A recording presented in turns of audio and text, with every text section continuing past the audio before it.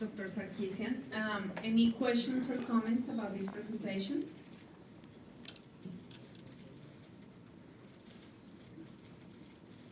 Hi, this is really cool. I'm really glad you were able to do this with medical students. Could you speak a little bit as far as feasibility when it comes to how you funded the week-long course and some of the activities?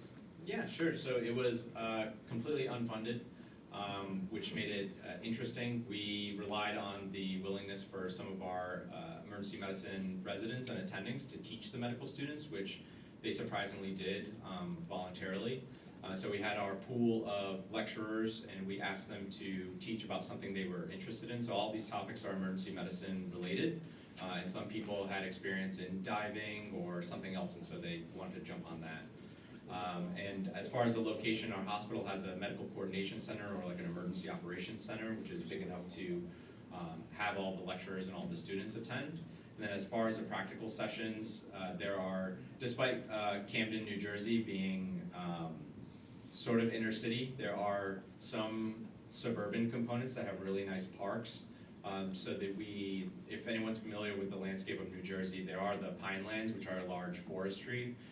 We didn't utilize that. That was a little bit too far for us. So we went to some of the local larger parks, and that's where we did our wilderness medicine. And surprisingly, believe it or not, Philadelphia has a pretty large park where it doesn't make you feel like you're in a large city, and we're located across the river from Philadelphia. So we traveled there for the practical sessions, and just we're in the middle of the woods surrounded by just animals and woods. Some of the supplies were, we have a military department at our hospital as well, so some of the SAM splints and things like that were donated from them, or were expired goods in the hospital that we were able to use. Great question. Thanks. Thank you very much. Thank you.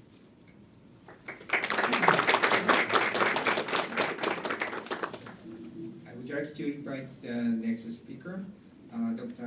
Rudy Urian Jogadita.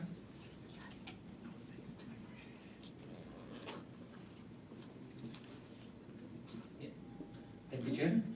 Good morning, ladies and gentlemen. I'm from Indonesia. I want to present regarding the disaster response field simulation as part of the midwife curriculum to improve the development of specialized EMT for maternal and child health. So first, this is the outline of my presentation. We'll talk about the background, methods, and findings, and also the recommendation. We have some products of this. First, I want to acknowledge our Indonesian Ministry of Finance for funding me here partially, and also for my center from the Center for Health Policy Management from Gajah Mada University. I'm also a student, PhD student from the Gajah Mada University in Yogyakarta, Indonesia, and of course for the Ministry of Health for letting us to have this training. So first, let me introduce with my country, Indonesia. If you don't know, we are the largest archipelago countries with 8,000 populated island, and also we have 270 million population with 514 districts with 38 provinces. So I want to introduce about this island. You can see this cursor here in the Sulawesi Island. We have a big, quite big disaster here in 2018. Earthquake caused 4,000 lives, but with 200,000 IDPs, internally displaced population, and among these 200,000 IDPs, there are 150,000 vulnerable groups, which scattered around the city, scattered around the province here, and should have taken care by the midwife. So this is the island, this is the Palu city, this is the fault. So we suffer three consecutive hazards. First, the earthquake, then followed by the tsunami. After that, we have a liquefaction. It's tsunami, but in the land. So they are squeezed, 200,000 IDPs, 4,000 casualties, not mentioning 2,000 persons still declared missing. Yeah. So based on the experience on the local health polytechnic, they added this 2018 experience as the part of the midwife curriculum. However, only in 2023 they able to organize. They organize this the simulation as part of the curriculum, and also this is also mentioning that Indonesia have the highest maternal mortality rate and also the vulnerable group as I mentioned earlier. So this is the methods actually. I was invited there from my university to give a lecture and also provide the simulation as a facilitator.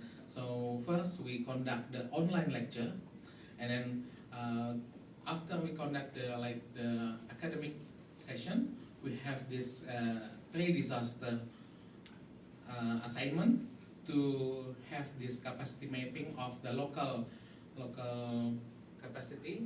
If you are aware regarding the MISP, the minimum initial service package for the midwife or reproductive health, the 6 component international and 3 component adopted by the local government, they have to develop there is each of this component hazard, vulnerability, and also capacity. And they need to learn, the students from this polytechnic, the health polytechnic, learn how to use the MISP, so they can calculate how many vulnerable groups if the earthquake or any disaster affected 1 district, 2 districts, or one province, something like that. And also identify the local midwife village. So under the primary healthcare, we have this midwife village as the frontliner for the health service. So after they have this pre-disaster for 1 week, they will have this field simulation, how to integrate the midwife in the village with the local 119 ambulance system, and how to receive the EMT specialized for the reproductive health by operating the UNFPA reproductive health tent and the kids, and in the reproductive health, there are so many kids like delivery kit, and then child and maternal kit, many kids, and they need to be familiar before the disaster happened. Luckily, not luckily, I mean based on the experience in 2018, most of the students and also the lecturers in this province, they experience the real situation, and they know how they are familiar with the kits, but they don't know how to use it. So by this simulation, they feel familiar and they learn how to use in the future emergency. So this is part of the simulation, how the midwife students. So total we involve like 153 students from 1 polytechnic and 10 midwives, organic midwives in the district, in the sub-district, in the Mamboro Health Center, and also the there is a health center in North Palu, the city called Palu. So they learn how to conduct the response map. So they map the capacity based on these 9 components for the reproductive health MISP, and they conduct this EMTCC meeting simulation, but only specified for the emergency for the reproductive health. Sorry, and they start to develop the contingency plan for the reproductive health sector with the local primary healthcare, with the local midwives. So as this result, we need to bring to the 38 institutions all over the Indonesia, all over the country. We have 38 similar institutions, 38 polytechnic under the Ministry of Health. It will be easier because we will have one policy from the Ministry of Health, and this will affect each year annually 150 students of midwife. So that's all my presentation. Thank you very much. I'm ready to chairperson. Thank you.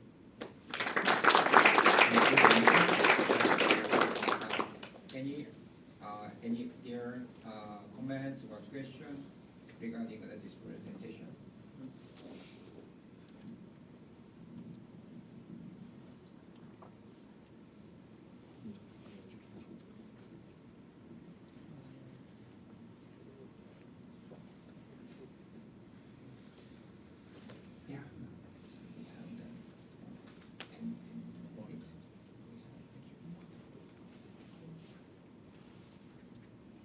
now, I have, can I, question? Actually, you have the, medical team, the domestic,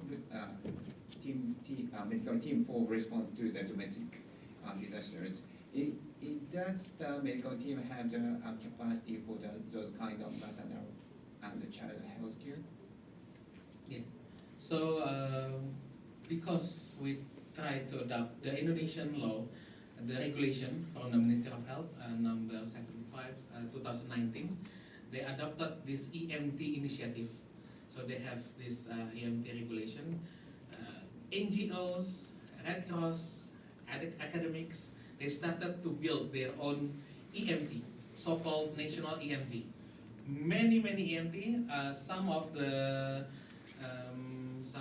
response I will present tomorrow and day after tomorrow regarding the Cianjur earthquake. In 2 months of Cianjur earthquake, we received, because I always be the EMTCC for the local disaster, I noted like 500 national EMT. So this 535 EMT, they bring midwife, but most of this midwife don't know what to do during the emergency. Although maybe like 2/3 or 3/4 of the population is the vulnerable group, like 150,000 out of 200,000 IDPs were vulnerable groups, and they need to enhance the capacity on this maternal and child health, especially during the IDP in the IDP camp. Right. So now this time that you are focusing on the student training, but in the future more aligned with domestic EMT, those kind of enhanced capacity of the maternal and the child health, right?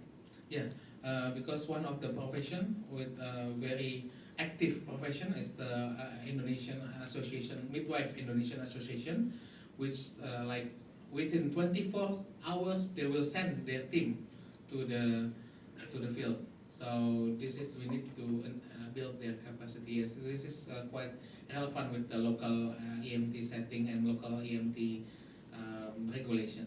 Thank you. Thank you.